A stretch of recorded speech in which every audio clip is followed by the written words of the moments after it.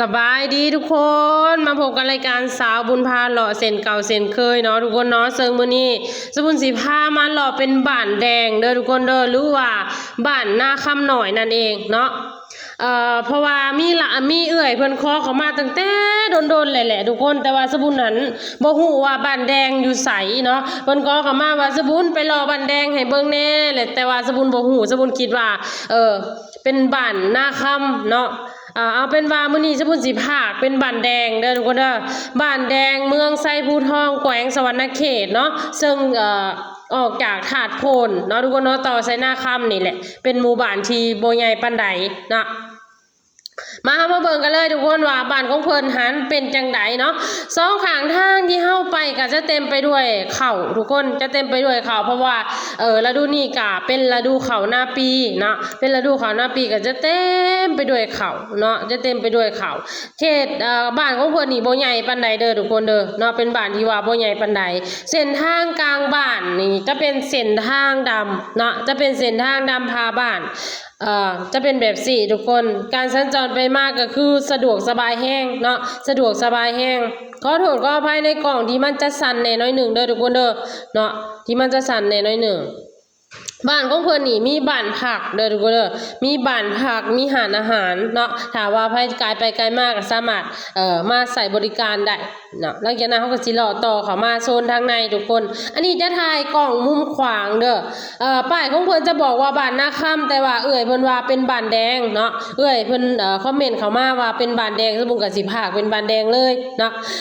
ฤดูนี้ก็เป็นฤดูหมากเขียบทุกคนหรือว่าภาษาไทยเพิ่นเอิ้นว่าน้อยนาเนาะจะเป็นหมากเขียบที่ว่าเพิ่นเอามาวางขายตามซองข้างทางทุกคนเนาะจะตามซองข้างทางสบุญไปก็เห็นหลายบ่อนเนาะเห็นหลายบ่อนฤดูนี้เป็นฤดูหมากเขียบราคาก็ถือว่าพอไปพอมาเนาะพอไปพอมาสามารถซื้อกินได้ทุกคนเนาะหลังจากนั้นก็สิเข้ามาโซนทางผีทุกคนจะเข้ามาโซนทางผีน่าจะบ้านของเพิ่นน่าจะออกมาจากบ้านนาค่ำหั่นแหละเนาะทุกคนเนาะน่าจะออกมาจากหมู่บ้านนั้นแหละทยอยออกมาก็เลยตั้งชื่อใหม่บ่หรือว่าในใดสมุนก็บ่เข้าใจปานใดเนาะบ่เข้าใจปานใดแต่ว่ามีเพิ่นขอเข้ามาก็เลยถือโอกาสพามาเบิ่งเนาะถือโอกาสพามาเบิ่งนี่ทุกคนเมื่อก่อนก็จะมีห้านคาราโอเกะแต่ว่าเดี๋ยวนี้สมุนสังเกตเบิ่งคือบ่ค่อยเห็นแล้วเนาะนี่ทุกคน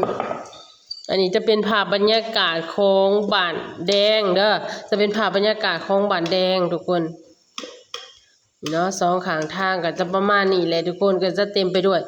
บ้านเรือนของประชาชนก็มีหลังหน่อยหลังใหญ่ปะปนกันไปหั่นแหละเนาะบ่ว่าสิหลังหน่อยบ่ว่าสิหลังใหญ่ก็มีเบิดทุกคนเลยแต่ว่าทรงทันสมัยเบิดเลยเนาะบ่ค่อยเห็นทรงโบราณเนาะส่วนหลายจะเป็นทรงทันสมัยและก็กึ่งทันสมัยไปเลยทุกคนทรงโบราณน่ะจะเบิดแล้วเนาะเพราะว่าสังเกตเบิ่งก็คือบ่เห็นเนาะทุกคนเนาะคือบ่เห็นนี่เฮาก็จะพาเลาะเบิ่งนี่เนาะอันนี้เป็นภาพบรรยากาศโดยรวมของบ้านแดงเด้อ